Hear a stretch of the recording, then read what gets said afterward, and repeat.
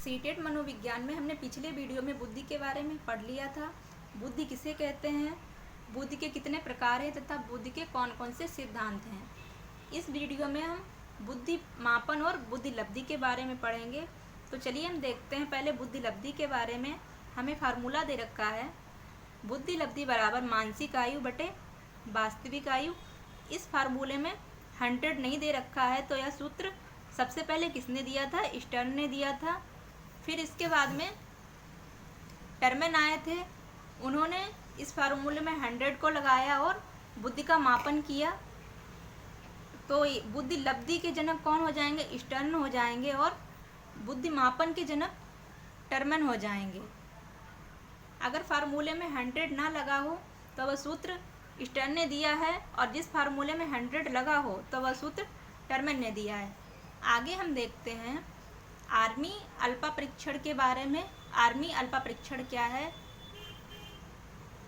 तो प्रथम विश्व युद्ध के दौरान आर्मी को बहुत से लोगों की ज़रूरत पड़ी थी, जिसमें से कुछ लोग पढ़े लिखे थे और कुछ लोग अनपढ़ थे। तो ये परीक्षण जो था पढ़े लिखे व्यक्तियों के लिए था, और ये परीक्षण कहाँ हुआ था, इसका प्रयोग अमेरिका में किया गया था। ये शाब्दिक बुद्धि परीक्षण है। ये परीक्षा में बहुत पूछा जाता है कि आर्मी अल्फा परीक्षण शाब्दिक है या अशाब्दिक है। तो आर्मी अल्फा परीक्षण शाब्दिक बुद्धि परीक्षण है। ये परीक्षण प्रथम विश्व युद्ध के दौरान हुआ था। फिर हम देखते हैं आर्मी बीटा परीक्षण के बारे में। आर्मी बीटा परीक्षण में क्या था, ये अशाब्दिक परीक्षण था और इसमें शब्दों का कोई महत्व नहीं था। ये परीक्षण पढ़े लिखे तथा अनपढ़ लोग दोनों के लिए था। ये भी अमेरिका में इसका प्रयोग किया गया था। फिर हम देखते हैं बुद्धि मापन के बारे में। बुद्धि मापन का काल क्या था? तो बुद्धि मापन का काल 1905 से लेकर 1911 तक था। तो सबसे पहले बुद्धि का परीक्षण बिने ने किया था, और बुद्धि मापन को सफल बनाने वाले कौन थे, बिने थे।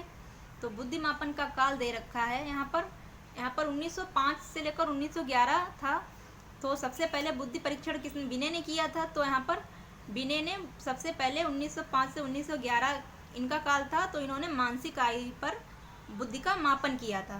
तो परीक्षा में पूछा जाता है 1905 से लेकर 1911 तक परीक्षण किस पर किया गया था? तो परीक्षण मानसिक आयु पर किया गया था। और किसने किया था? बिने ने किया था। 1905 के पूर्व किस पर हुआ था परीक्षण? तो ये शरीर के आधार पर किया गया था। और 1911 के बाद बुद्धि लब्धि सूत्र आया था।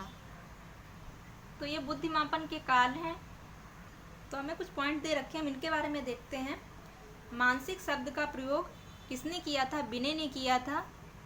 बिने ने अपना परीक्षण मानसिक आयु पर किया था। बिने से पहले का मापन शरीर के आधार पर किया जाता था, और बिने के मरने के बाद बुद्धि लब्धि सूत्र आया था। अगला पॉइंट है शरीर के आधार पर सबसे पहले मापन लेवेस्टर ने किया था। ये परीक्षा में प्रश्न पूछा जाता है कि शरीर के आधार पर सबसे पहले मापन किसने किया था? तो लेवेस्टर ने किया था। तो बुद्धि मापन का काल है 1905 और 1911 के बीच है। मानसिक आयु पर परीक्षण हुआ था, ये किसने किया था? बिने ने किया था। फिर इससे पूर्व जो हुआ था 1905 के पूर्व जो हुआ था शरीर के आधार पर हुआ था, जो किसने किया था? लेवेस्टर ने किया था। फिर जो बिने थे इनके मरने के बाद 1911 के बाद बुद्धि लब्धि सूत्र आया था।